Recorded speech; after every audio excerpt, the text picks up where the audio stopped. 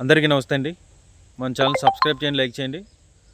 So Kethireddy Peddareddy గారు తాడిపత్రి నియోజకవర్గానికి వెళ్ళడానికి ఆయనకి 14 నెలలుగా రానివ్వకుండా జేసీ ప్రభాకర్ రెడ్డి గారు ఆయనకు ఉన్నటువంటి మంది మార్బలంతో అడ్డుకునే ప్రయత్నం చేస్తూ ఉన్నాడు.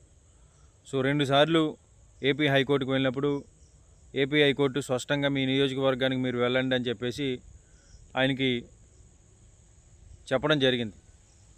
అయినా సరే 2 సార్లు మార్గం మధ్యలోనే పోలీసులు ఆపేసి ఆయన్ని మళ్ళీ వెనక్కి పంపించే ప్రయత్నం చేశారు.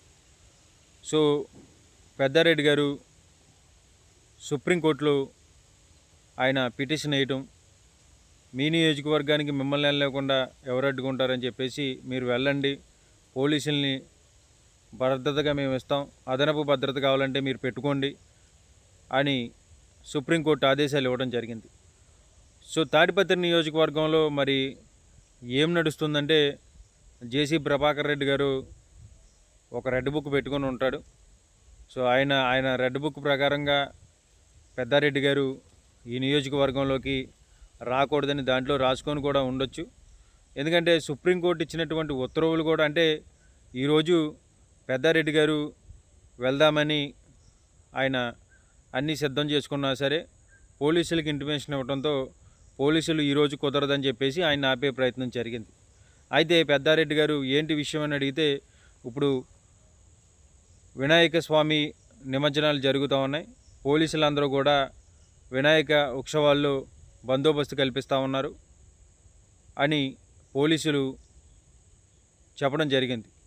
అయితే ఆ ఏరియాలో ఉన్నటువంటి సీఏ గారు దీర్ఘకాలికమైనటువంటి సెలవులు తీసుకొని వెళ్ళిపోవడం జరిగిందంట. ఎందుకంటే జేసీ ప్రభాకర్ రెడ్డి గారు ఎలాగైనా సరే పెద్దారెడ్డి గారిని రానివ్వకుండా మా మీద ప్రెజర్ పెడతారు, ప్రెజర్ పెట్టి మమ్మల్ని ఆపే ప్రయత్నం చేస్తారు. మేము ఆయన అధికార పార్టీ కనుక తప్పనిసరిగా ఆయన మాట జవదాటలేమని చెప్పేసి ఆయనకు కూడా ఒక ఐడియా ఉండొచ్చు. ఎందుకంటే సుప్రీంకోర్టు ఇచ్చినటువంటి ఉత్తర్వుల్ని మనం పాటించకపోతే మన ఉద్యోగాలే పోతాయని చెప్పేసి ఆ ఏరియా సీఏ గారు భావించినట్టుగా ఉన్నారు. సో ఆయన దీర్ఘకాలికంగా సెలవుల మీద వెళ్ళిపోవడం జరిగింది.